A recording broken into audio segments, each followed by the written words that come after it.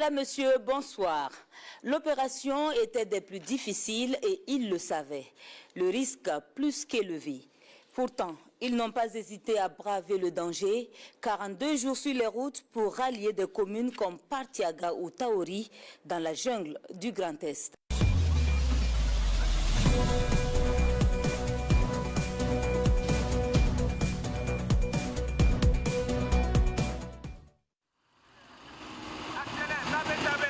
C'est tout, sauf un voyage de rêve.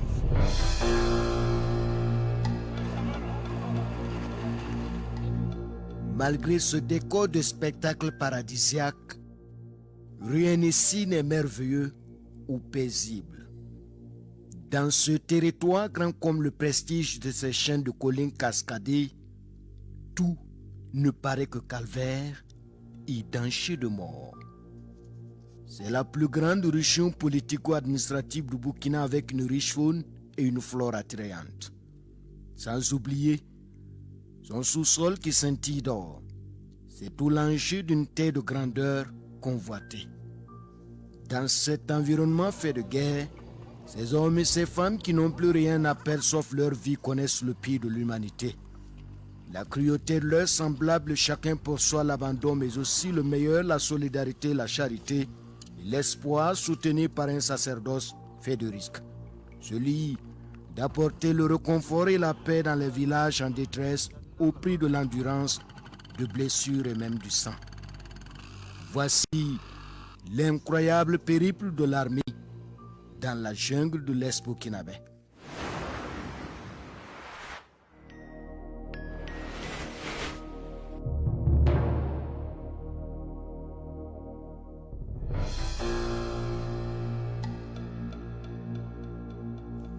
C'est la plus coriace et complexe des manœuvres en opération militaire, l'escorte.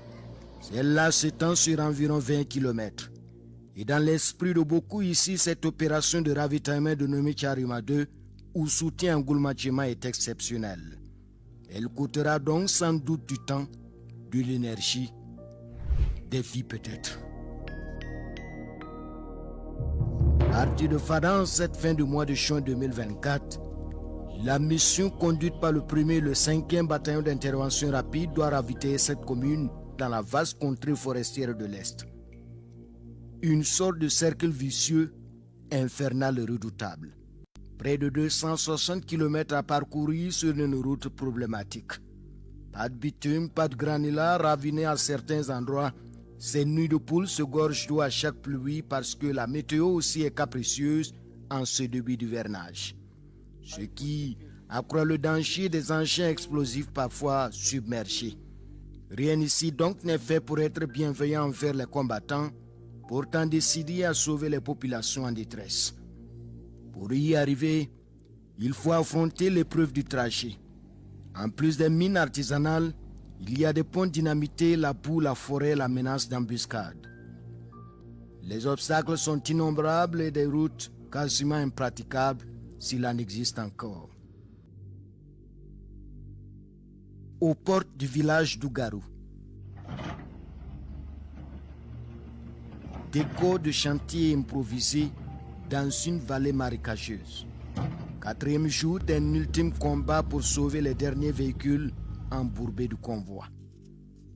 La situation entre-temps s'est enlisée avec une inquiétude grimpante par là.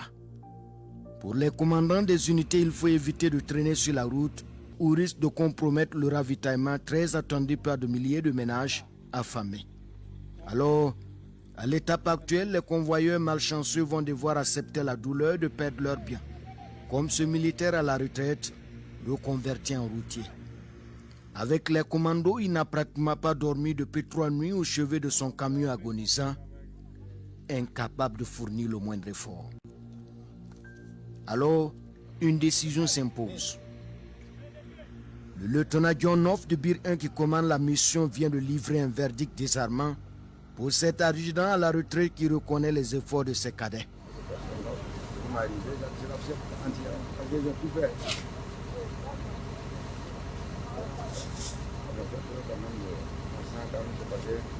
J'ai mis beaucoup de temps pour me lever. Le contenu du camion sera vidé. Le vieil homme sous le choc est embarqué. Dernier regard. C'est le seul patrimoine qui entretenait jusque-là les vieux jours du sexagénaire. Au total, 4 camions en panne ont dû être abandonnés dans le bas-fond avant la poursuite du convoi. Cette caravane de l'espoir pour des populations maîtres. Nous sommes à près d'un mois de calvaire. Fada Kantiari, 134 km, est appelé l'axe de la mort. Ce convoi de tous les dangers qui a laissé derrière lui déjà plusieurs incidents aborde ici la direction sud de la cité frontalière. Dans cette partie du pays aux portes du Niger et du Bénin, c'est le seul axe bitumé en 2021 et qui mène à Diapaga.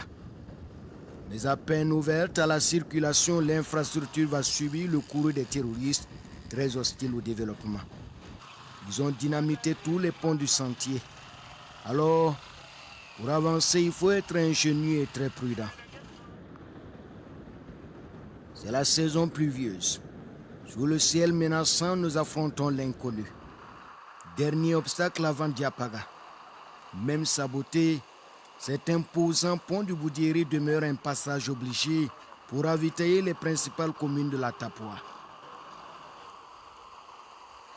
Le génie militaire colmate ici la brèche et ouvre le passage au bout de quelques minutes de travaux. Le temps presse. Les derniers véhicules se lancent. Au bout du trajet de 60 km, Diapaga nous accueille en liesse populaire. Les rares moments de choix ici, c'est l'armée qui les offre aux populations avec ses longs convois de ravitaillement. Les combattants sont exaltés comme des sauveurs au coin des rues à peine éclairées. Il est 23 heures passées. Notre aire de repos est au-delà de la pénombre.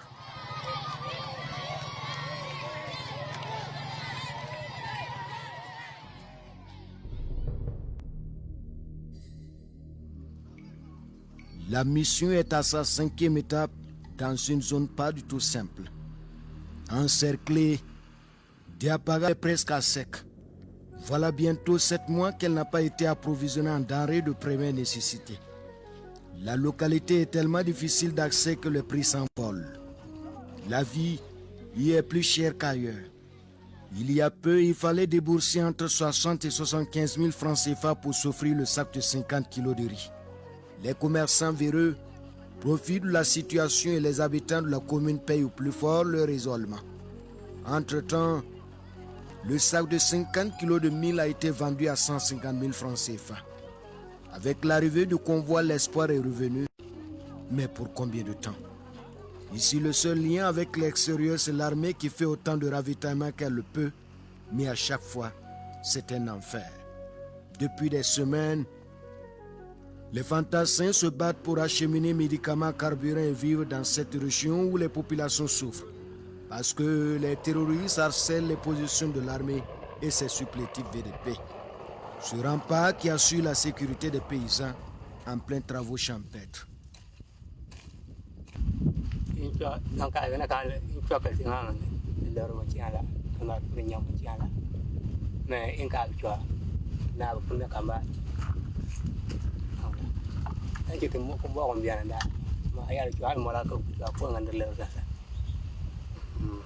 La pluviométrie est bonne et le feuillage ici rassure. Le défi majeur peut-être va être la moisson. Les terroristes menacent de piller et d'incendier les récoltes. Alors, le vœu des populations est qu'un large ratissage permette d'étouffer ces velléités des suppôts du crime qui rôdent autour de la ville. Sous le drone de surveillance, les voici à moins de 2 km de notre position. Ils nous croient en partance pour Namouni, leur fief, qui est à 18 km de notre part. Le sous-lieutenant Logan commande une action de dissuasion avec ses hommes déterminés à en découdre avec les terroristes. Donc nous on va frapper. RPG, mortier, 12, 7, 14, Furieux, pour qu'il bouge. Les blindés avancent et tirent. Le mortier achève la manœuvre et c'est la débandade. Les hommes de la brousse viennent de quitter leur cachette. les prémices d'une opération d'envergure pour les jours prochains. Le génie militaire à la manœuvre fend à coups de godet le sol. Les éléments du 33e régiment d'infanterie commando et les VDP renforcent leur position. C'est un tournant décisif dans la lutte antiterroriste qui s'annonce, dit-on ici et maintenant. La guerre peut commencer.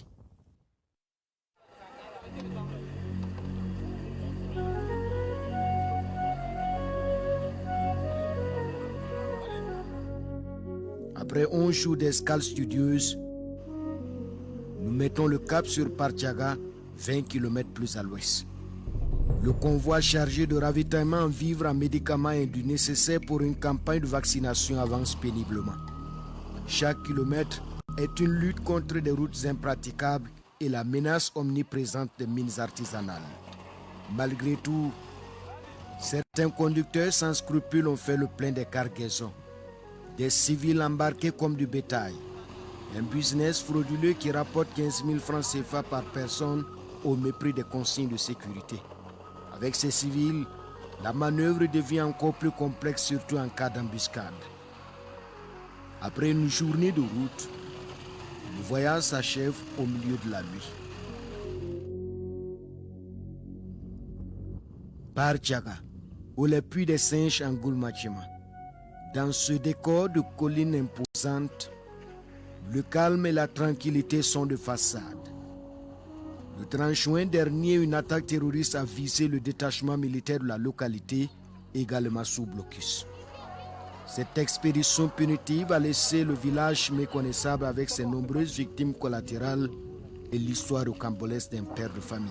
Lui, par exemple, il avait enlevé du manioc. Comme il ne savait pas qu'à cette période, on ne peut pas manger le manioc, il a envoyé. Sa femme était allée pour rechercher la nourriture à quelque part. Maintenant, lui, il est allé, comme ça chauffait, il est allé chercher du manioc, venir préparer, donner à l'enfant.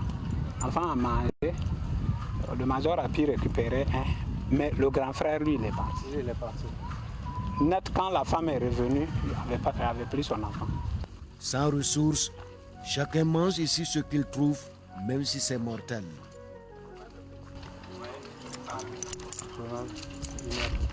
La femme a pris les enfants. Le supplicié nous reçoit. C'est l'unique plat du jour en attendant les prochaines 24 heures.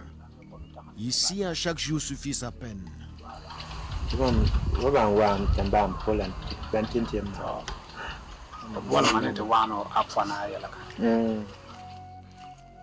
Des cases décoiffées par des flammes.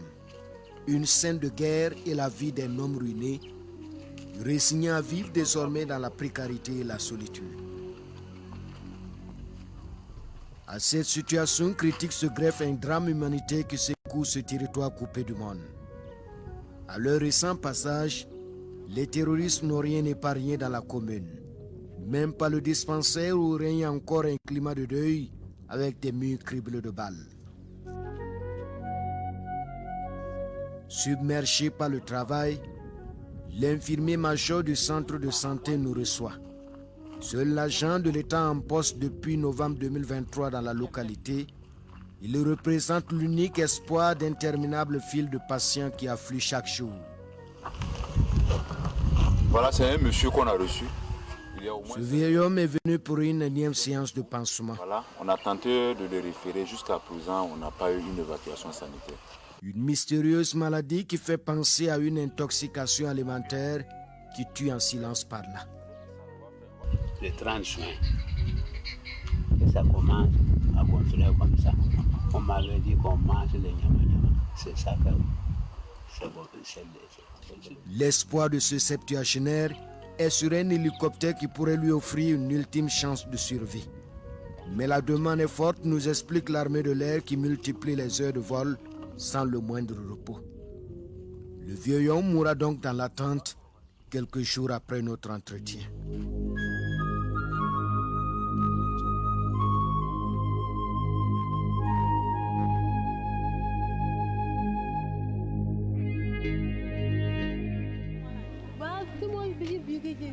Dans ce centre de santé se côtoient enfants et adultes en lutte contre des pathologies diverses, la peau tendue sur les os.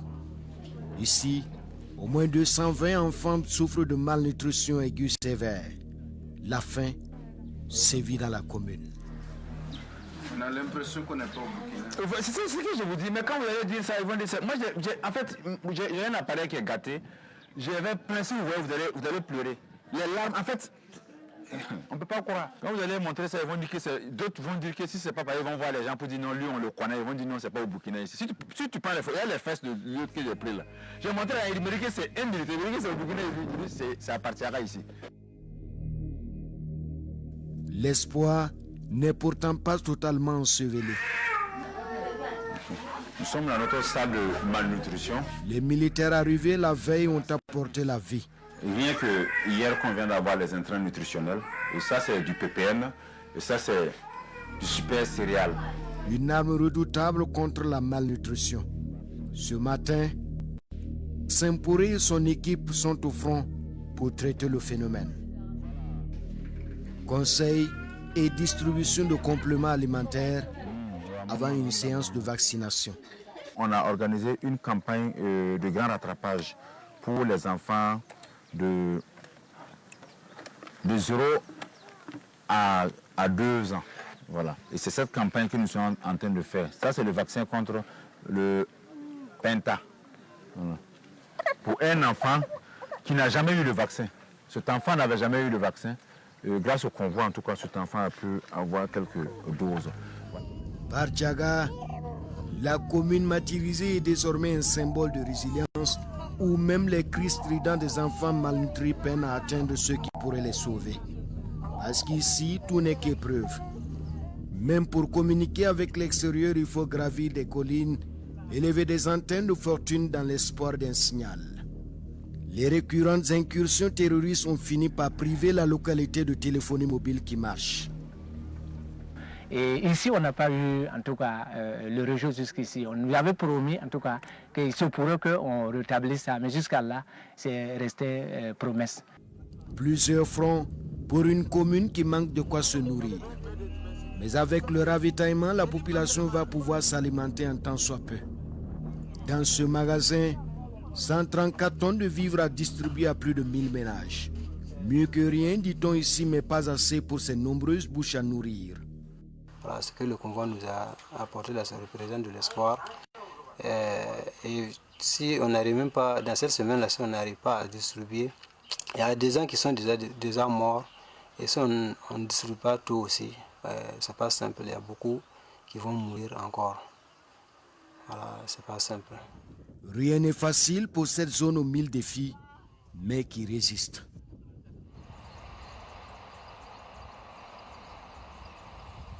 « 35e jour de mission d'escorte. Le convoi se lance à nouveau pour Taouri et Bungu. C'est la destination finale. Les premiers kilomètres sont éprouvants. C'est un sentier de boue et avec les pannes, les mines et la forêt, les choses s'annoncent difficiles. Pick-up, remorque et blindé patauchent dans les méandres de nos routes scabreuses. Cette piste a la mauvaise réputation de tueuse de véhicules. Pas plus que les conducteurs qui s'accusent mutuellement de mauvaise foi avec des camions en mauvais état et surchargés. Dépités, certains chauffeurs perdent leur sang-froid. C'est une question de nerfs au cœur d'une mission périlleuse.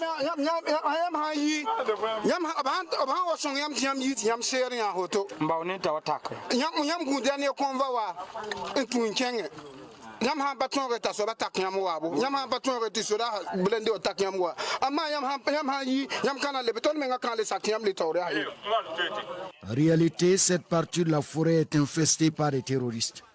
Le camionneur tient à ne pas abandonner son bien à la merci des hommes sans foi ni loi. Seulement, ce n'est pas lui qui décide. Il faut bien négocier la boue au prix d'un travail acharné.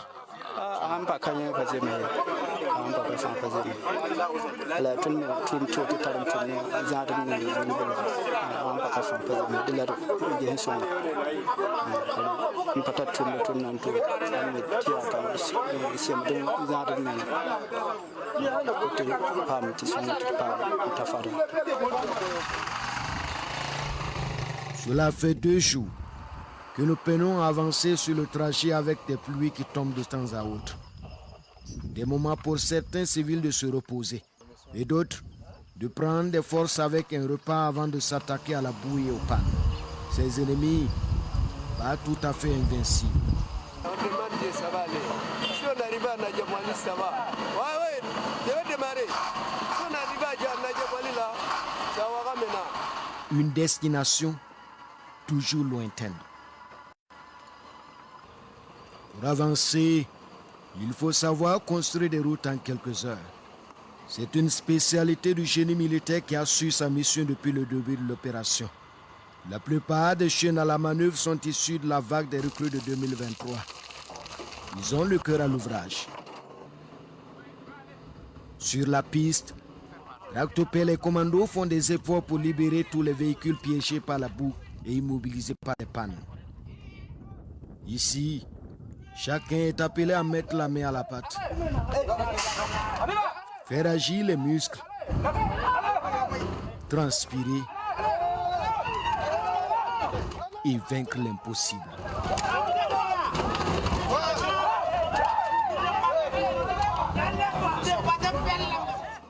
La file d'attente est encore longue et la nuit arrive à grands pas.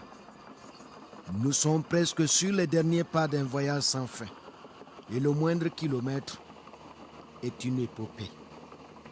La plupart des véhicules sont assez vieux. Et il faut reconnaître aussi qu'il y a certains chauffeurs qui ne sont pas honnêtes. Ils surchargent plus que ce que leur véhicule ne peut prendre.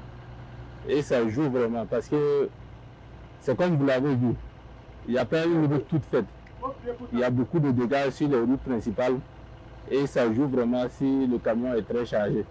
Donc ça complique encore la manœuvre.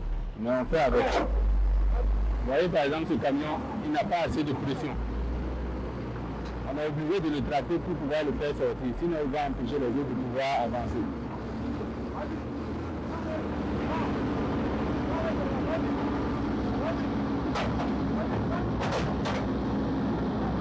Laisse le gars aller seulement. Ça va pas tomber, calmez-vous.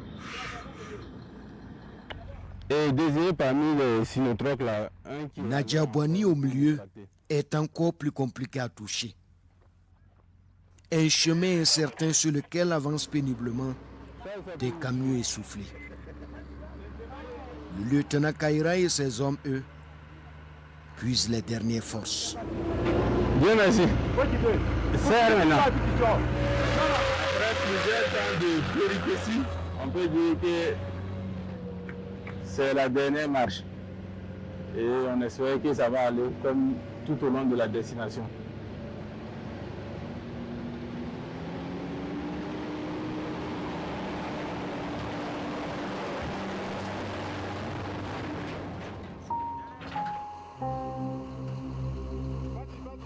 C'est la nuit avec tous ces dangers.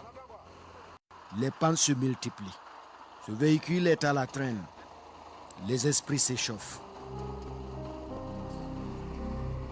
Le dernier blessé de guerre aidé par la tractopelle fend difficilement l'argile. Certains, comme ce véhicule, n'ont pratiquement plus de souffle. C'est peu de dire que leurs conducteurs sont de sacrés vénards. Tous vont achever leur manœuvre à la lueur du jour. Nous voici à la destination finale.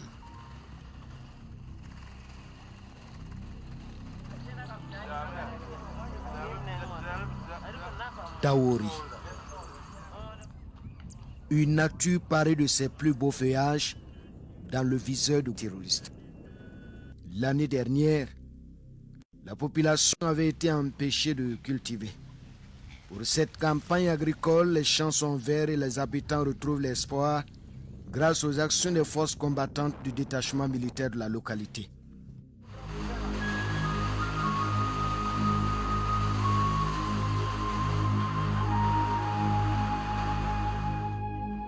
Après quelques jours d'escale pour des travaux de fortification, les unités amorcent le retour.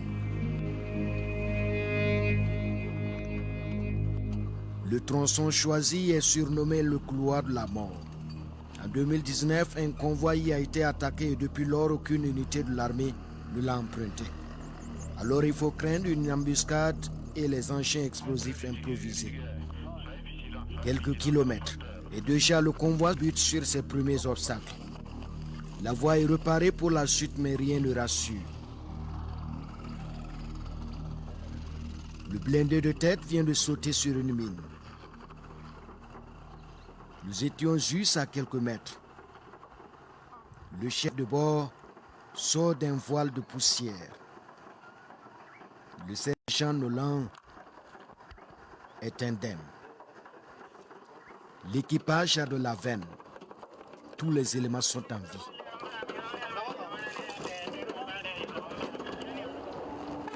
La scène du crime indique que les terroristes ont décidé à nous freiner la progression. Le blindé est embarqué pour la suite du trajet qui enregistre un deuxième incident à quelques mètres. 3 mines sur un rayon de 2 km. Un mauvais présage qui n'entend pas le moral des hommes qui détruisent leur 4e engin explosif. Le 18e depuis le départ. Nous sommes dans un sanctuaire terroriste et les pieds doivent négocier le sol à chaque centimètre. Parce qu'en réalité, les traces de moto et les mouvements d'éléments isolés présagent un grand danger. Et d'ailleurs, nous sommes déjà dans l'antre du diable. Sinon presque dans le dispositif d'éléments terroristes embusqués.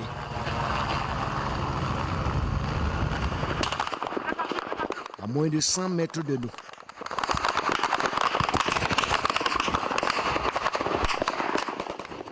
Le vacarme assourdissant.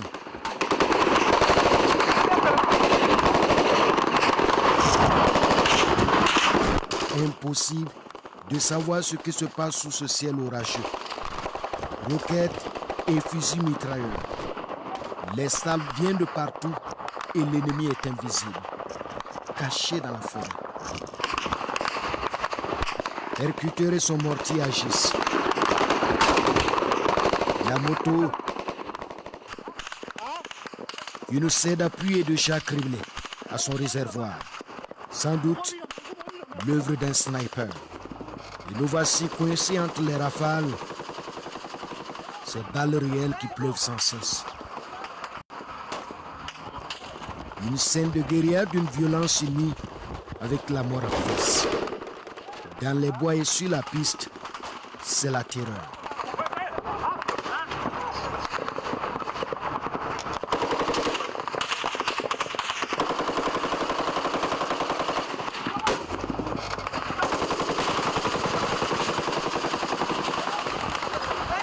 Le sous-lieutenant Logan et son chef de section Faucon coordonnent la riposte au sol.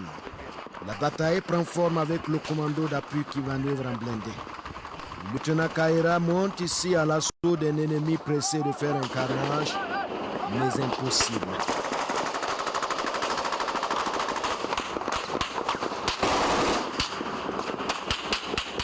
Une partie des fantassins prend le risque d'une diversion. C'est de l'infanterie pure et dure avec cette tactique qui résout cette équation majeure de la manœuvre. Combattre ou protéger les civils qui courent le risque de se faire massacrer. Déjà, un commando de choc aux ordres du lieutenant John North et ses sous-lieutenants Joker Blocus et Grace assurent la protection des civils à l'arrière du convoi. Nous sommes au cœur d'une embuscade complexe. L'ennemi tire à l'aveugle. Caméra au point. Nous vivons l'instant qui peut être fatal. Ces images sont pour l'histoire. Les éléments décident de nous exfiltrer de la zone des combats. L'argent tourbillon du 5e BIR nous fait embarquer pendant que les combats montent en intensité.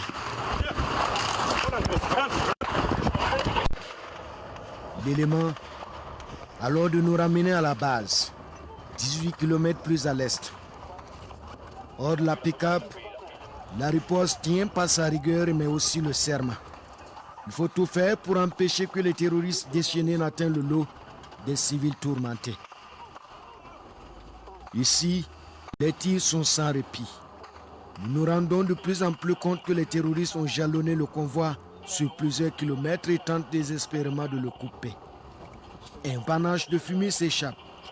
Nous sommes bien dans l'antre du diable avec la forêt et la boue. Le repli est obligatoire pour ces nombreux civils protégés par les militaires. Mais là encore, rien n'est facile. Hors de la chaussée, les véhicules s'embourrent. L'élément est téméraire, mais la pick-up ne tient plus.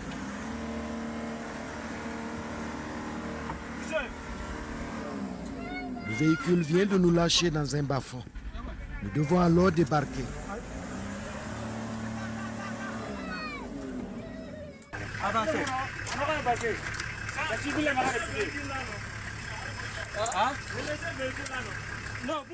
Ce groupe de combattants rassure les suppliciés affolés.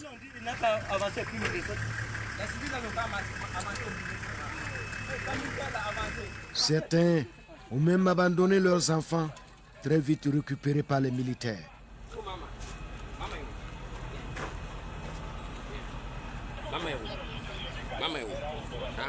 Maman, attends, faut t'arrêter. Attends comme ça, ne sois pas. Viens.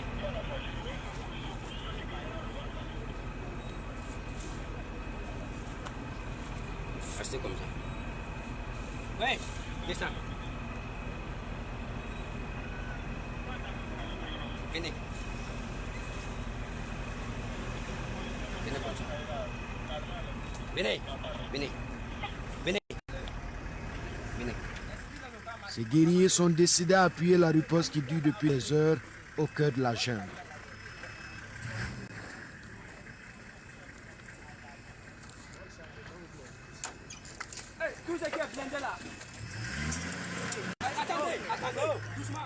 En blindé, nous continuons le trajet sous la pluie défavorable pour l'action des vecteurs aériens en position de combat. L'adjudant Wangari et son groupe couvrent ici les arrières de la foule de civils. La féroce bataille derrière nous a duré plus de 3 heures. L'ennemi, sorti par milliers, a enregistré des pertes importantes dans ses rangs pendant les combats et les frappes des drones qui ont duré toute la nuit. Au lendemain, nous voici héliportés par l'armée de l'air pour regagner Ouagadougou. Désormais, le pire est derrière. La plus complexe et violente embuscade de l'histoire du terrorisme au Burkina, avec une vingtaine de héros et quelques civils tombés et des dégâts matériels. Nous repartons alors avec un ressenti. La douleur du deuil, mais aussi avec l'espoir que nous venons de vivre sans doute les derniers soubresauts d'un ennemi en agonie. Dans cette jungle, à l'histoire glorieuse de Diaba Lompo, digne héritage qui, selon la légende, restera pour l'envahisseur une citadelle imprenable. Car l'armée est bien décidée à défendre les lieux et à mener sa guerre de haute intensité et à la gagner. Et bien évidemment, la bataille ne fait que commencer.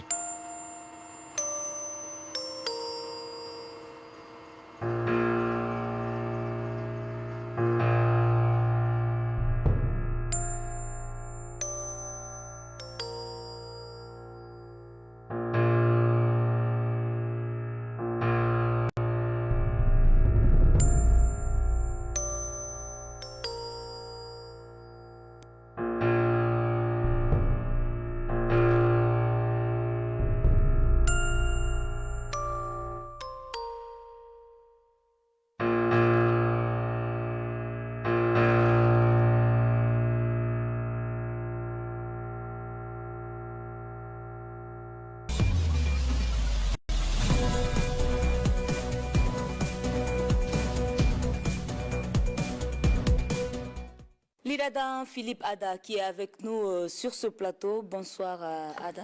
Bonsoir Béni. Alors très ravi de vous retrouver. Vraiment ravi de vous retrouver également parce que on avait eu devant de ce qui s'était passé au cours de cette mission. Il y a eu pas mal d'informations, pas mal de nouvelles qui ont circulé et finalement vous êtes de retour parmi nous. Oui, on rend grâce à Dieu. Et c'est vrai que c'était très difficile, il faut l'avouer, mais je suis revenu sain et sauf. Je suis sorti indemne, vous l'avez dit dans votre introduction. Alors c'est un grand reportage qui fait quand même assez froid dans le dos. Le désespoir, la désolation que vivent ces populations dans le Grand Est. C'est la triste réalité de cette guerre, malheureusement, et cette mission m'a permis de comprendre encore plus et de pouvoir exposer aux yeux des Burkinabés ce qui se passe à l'intérieur, avec les efforts des forces de défense et de sécurité qui tentent de soulager ces populations. Il faut dire que Tcharima 2, il y a eu d'abord Tcharima 1 l'année dernière, et 2, cette année, nous sommes partis de Fada le 27 juin 2024, et c'est au bout de 42 jours que nous sommes arrivés à destination, c'est-à-dire à Taouri. Et l'objectif, c'était de ravitailler cette localité, les populations de cette localité à partir de Tanwalbougou, on a Ougarou, on a Machakwali, Kanchari, Diapaga, Parchaga, Taouri et Bungu à côté, là où se trouve la mine d'or. Et ce sont des réalités qui contrastent véritablement avec ce que l'on voit dans les grandes villes comme Ouagadougou, où les maquis sont pleins à craquer, où il y a de la musique un peu partout. La bière coule à flot. Alors, effectivement, quand on revient de l'intérieur du pays, on voit tout ce qui se passe, tout ce qui se dit. On est souvent révolté. On se demande si c'est le même pays. À l'insouciance, on se demande si vraiment on est dans le même pays, où certains pensent que, voilà, peut-être soit rien n'est fait ou bien, bon, il n'y a rien, il n'y a pas de difficulté. C'est vrai que quand on regarde ce qui se fait et ce qui reste à faire, on se pose beaucoup de questions. Et là, ça me permet de parler quand j'étais sur le terrain. Avant même, on va certainement en parler, l'embuscade, j'étais tellement révolté jusqu'à ce que la difficulté s'amplifie avec ce qu'on a connu comme incident. Alors, vous n'avez pratiquement pas de route. Vous avez dû le voir dans l'état des le voies, reportage. oui, on l'a vu dans le grand reportage. Oui. Et c'est ce qui a certainement conduit à cette durée du voyage, 42 jours. Tout à fait, parce que je vous prends l'exemple à l'entrée de d'Ougarou. On était juste à 3 km d'Ougarou, sur un périmètre de un tronçon de... on a dû contourner parce que le pont à l'entrée de d'Ougarou a été dynamité. Donc on a dû contourner, et dans ce contournement, on est tombé, en tout cas dans une sorte de marécage. Donc les véhicules s'embourbaient et c'était très difficile. On a passé pratiquement 4 jours à l'entrée d'Ougarou. On voit le village, mais on ne peut pas entrer. On a fait 4 jours. On dormait sous des porte-chars, à la merci des moustiques, de tout ce que vous savez, les intempéries. Et c'était vraiment le calvaire, jusqu'à ce qu'on arrive à passer. Et quand vous vivez cette situation, vous voyez, il n'y a pas de route, et il y a des nids de poules partout, et ça complique encore davantage la progression, parce qu'il y a les mines aussi. Exactement. Et avec la saison pluvieuse, les gens sont obligés de vider d'abord les nids de poules, checker, c'est-à-dire chercher s'il y a des s'il n'y a pas de mines à l'intérieur, avant de pouvoir progresser. Donc c'est vraiment le caméléon même plus rapide que nous. Pas de caméléon. Ouais, donc, 42 jours pour moins de 300 km, ouais, c'est énorme. C'est énorme parce que on était confronté à cette difficulté. Voilà, Ada, vous l'avez dit tout à l'heure, on va parler de cette embuscade qui a été tendue à tout le convoi, cette attaque que vous avez subie. C'était sur le chemin du retour? Oui, dans le couloir que vous avez appelé couloir de la mort, une voie abandonnée depuis 2019. 2019, et alors on a amorcé le retour, et dès qu'on a pris la route, on est tombé sur plusieurs incidents, mais on sentait toujours de la détermination dans les faits et gestes des hommes. Et ça s'est passé au moment où on cherchait même la possibilité de pouvoir camper et attendre demain. Parce que, bon, il nous restait encore quelques kilomètres. Il nous restait pratiquement une quarantaine de kilomètres pour atteindre Ougarou. Donc on cherchait un endroit pour camper en attendant de pouvoir... et là, je peux dire Dieu merci, parce que dans le scénario ou les scénarios qui avaient été ficelés par les terroristes, c'était de nous attendre, camper et certainement nous prendre la nuit ou au petit matin. Vous encercler. Nous encercler. Alors, il y a aussi cette possibilité qu'ils avaient de pouvoir laisser, ils attendaient que tout le convoi sur 20 km rentre pour pouvoir encore nous prendre.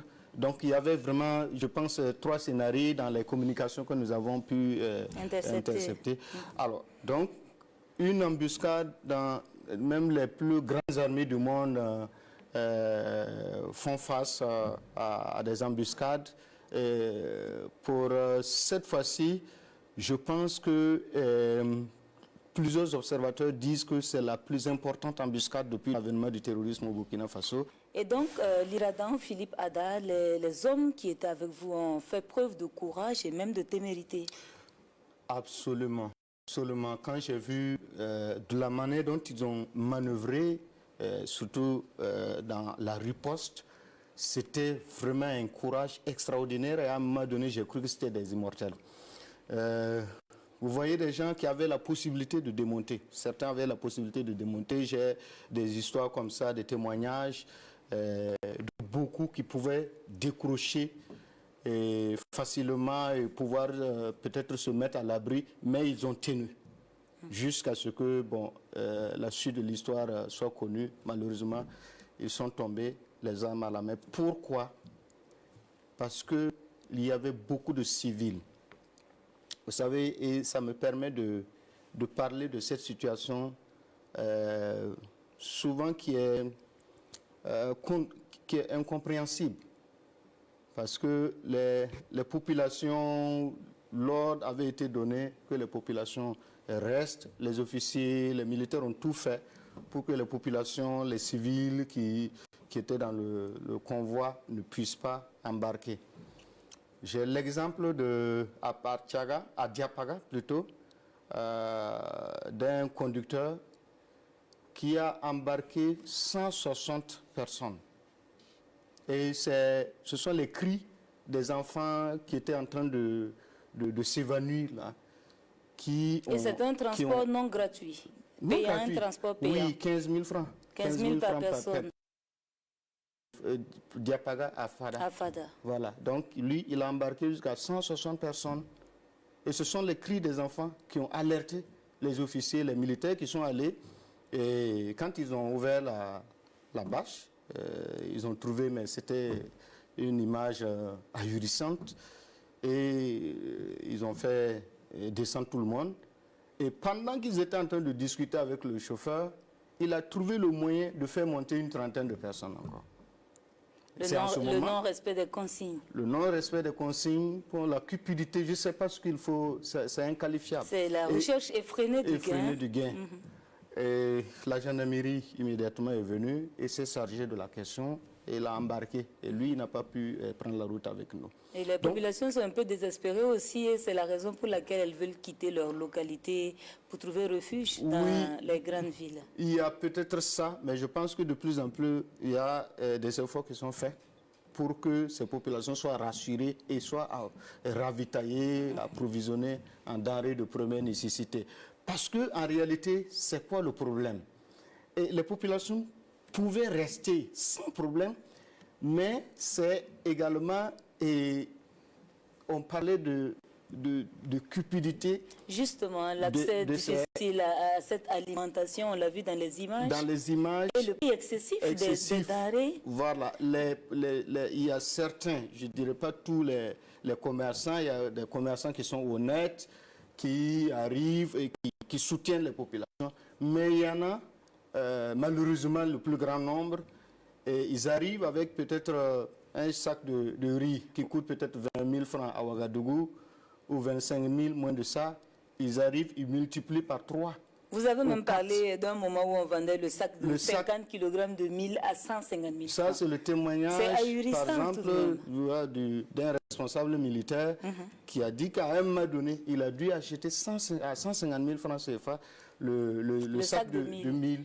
De 50 kg. De 50 kg parce qu'il manquait. Parce qu'il n'y avait rien, il n'y avait plus rien. Et les gens, à ce moment, consomment voilà, tout ce qu'ils trouvent dans la nature, les feuilles et autres, le manioc sauvage. Et vous avez dû le voir, c'est ça qui a créé, qui est cause des maladies à Partiaga. Comme on l'a vu, ce vieux qui est décédé parce qu'il avait une intoxication. Une intoxication, voilà. Donc, c'est vraiment... je pense que les commerçants, tout le monde doit travailler à ce que cette situation-là vraiment soit un vieux souvenir. Ça relève du passé. Ça relève du passé, parce que ça ne sert à rien de faire de la surenchère, d'augmenter les prix, créer l'inflation. Certains font de la rétention de denrées et ils attendent. Exactement, ils attendent qu'il y ait de la rareté sur le marché et ils augmentent les prix. Ils augmentent maintenant les prix. Je vous prends un exemple. C'était aussi à Diapaga, et en ce moment, les forces de défense et de sécurité ont vraiment pris leurs responsabilités. Elles sont allées casser certaines boutiques pour sortir des vivres. Ils ont trouvé dans une boutique au moins 40 tonnes. Stockées. Alors que dans la ville, vraiment, c'était la croix et la bannière pour pouvoir même avoir à manger. Et alors, ils ont dû saisir ces vivres-là et distribuer aux populations qui étaient vraiment affamées, à bout. Et malheureusement, je ne sais pas, il y a le témoignage d'un policier qui dit qu'actuellement il est poursuivi par le procureur parce qu'un commerçant est allé le convoquer. Et là aussi, il faut que les gens essaient de relativiser, de contextualiser. Mais je pense qu'il y aura des enquêtes qui vont permettre de situer la réalité des choses et de situer les responsabilités pour tout un chacun. Alors, on a vu également ces enfants qui manquent de tout, des nutriments de base qui sont totalement amaigris. Et on le voit dans les images, c'est ce qui a été envoyé par le gouvernement. Oui, dès que je suis rentré immédiatement, l'alerte a été donnée.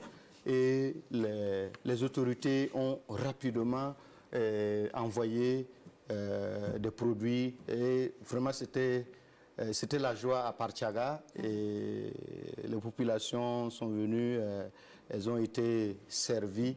Et c'était vraiment la joie. Et ça aussi, ça veut dire qu'il va falloir que permanemment, souvent les informations montent jusqu'au sommet pour que il y ait des réactions assez rapides. Des réactions, parce que souvent il y a certaines situations qui ne sont pas trop connues. Et là, on va dire non, ça c'est le problème d'un tel. Pourtant, en réalité, si tu ne vends pas ta maladie, tu ne peux pas trouver le remède. Alors, l'Iradan Philippe Ada, on a également vu cet infirmier en chef. Vous l'avez dit dans le reportage, le seul agent de l'État en poste depuis 2023. Oui, quand on fait le tour, on est un peu désespéré. On arrive dans certaines localités, on a encore de l'espoir. Et cette personne, cet infirmier m'a donné l'espoir voilà, que la situation n'est pas aussi dramatique. Parce qu'il y a des gens qui font face. Et lui, il est là depuis pratiquement novembre. Il m'a dit quand il arrivait, il pesait 116 kilos. Mais quand vous le voyez aujourd'hui, il a complètement fondu. Mais parce qu'il court, il est au four et au moulin pour apporter le réconfort à toutes ces populations. Voilà, il est soutenu par deux agents qui sont recrutés, eux, par la commune. Donc, c'est vraiment une personne spéciale dans le reportage à côté des forces de défense et de sécurité. Et il m'a beaucoup touché par sa résilience et sa compassion pour les populations. Alors, Ada, dernière question. Le numéro, on l'a vu, vous l'avez voulu d'hommage pour toute cette vingtaine de forces de défense et de sécurité tombées sur le champ du combat. Et également, il y a eu de bonnes nouvelles aussi. Il n'y a pas que des notes tristes pour Kyarima 2.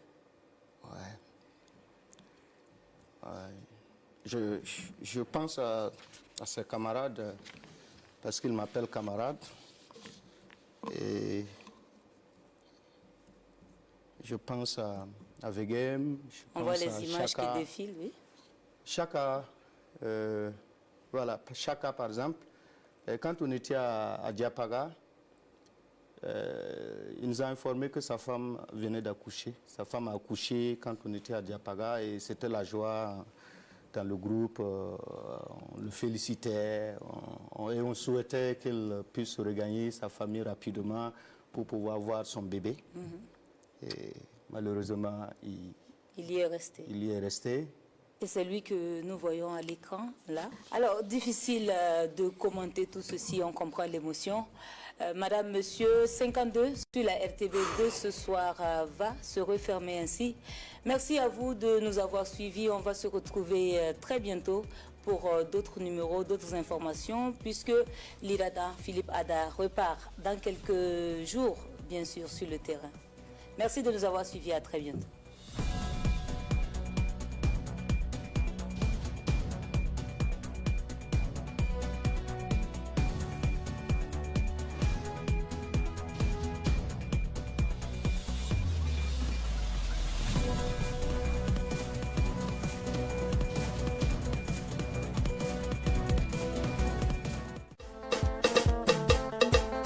Planète Enfant 2024-2025 reprend du service.